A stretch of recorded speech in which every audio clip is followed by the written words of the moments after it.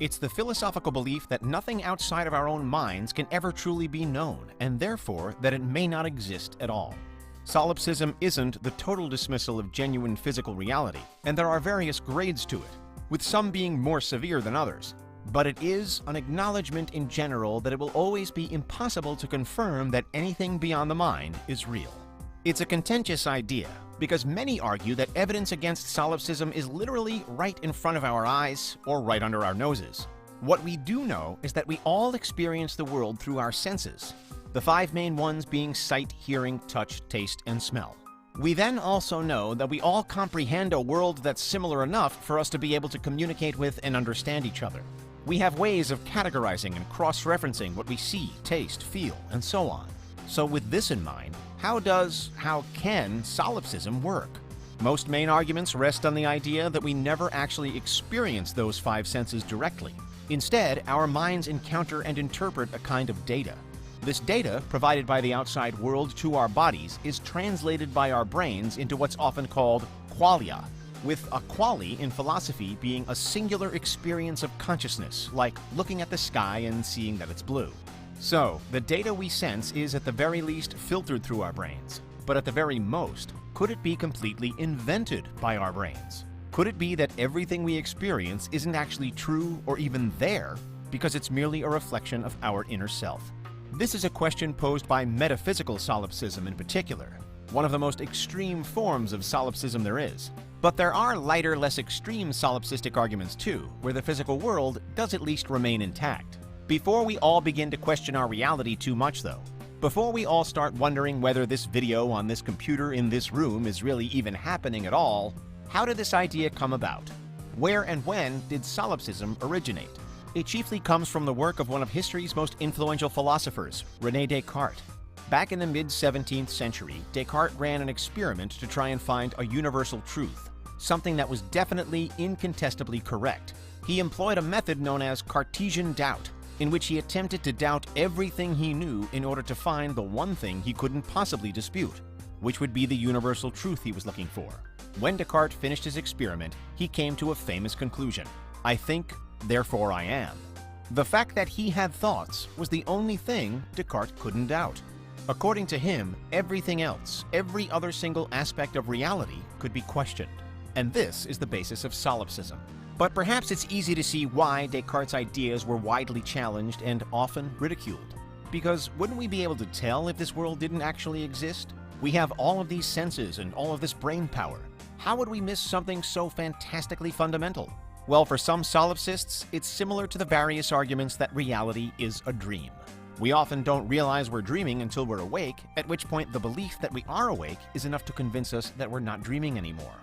But according to some theories, how can we know for sure?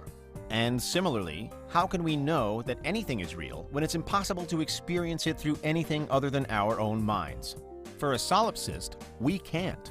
If solipsism isn't a view you share, however, then this can be one of the most frustrating philosophical approaches there is.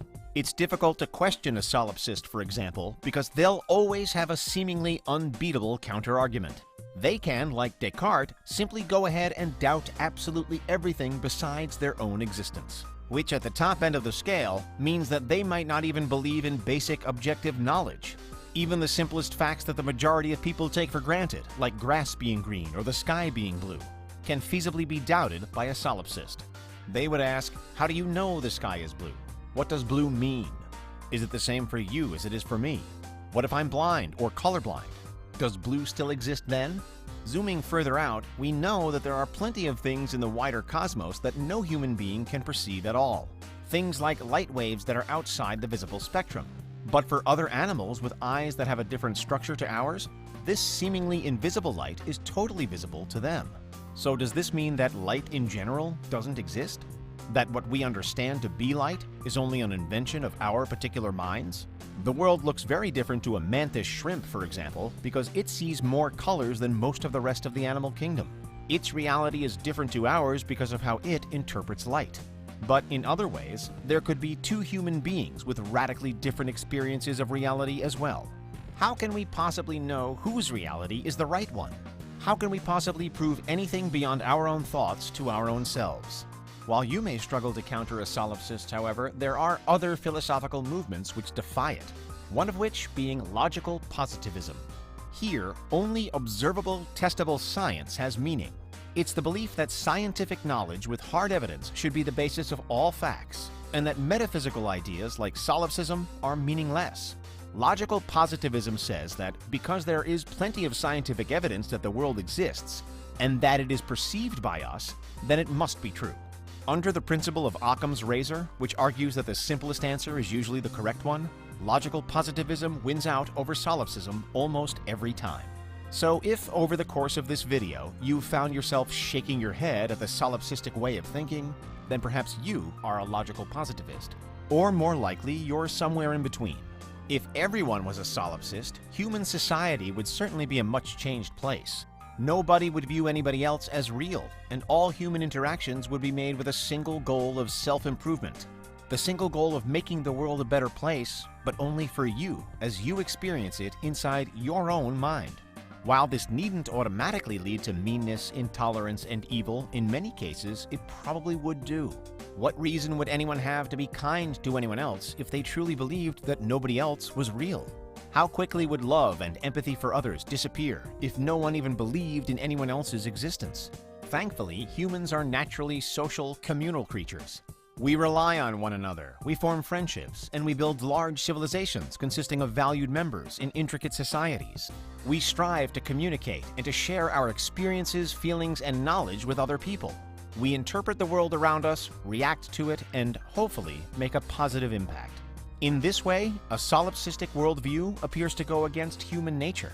And yet, as Descartes was demonstrating with his immortal line, "I think, therefore I am," we can't conclusively prove solipsism to be right or wrong.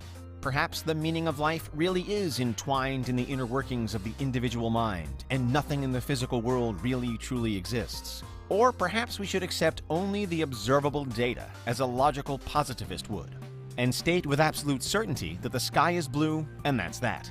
The beauty of the human mind is that there are so many subtle interpretations between one and the other.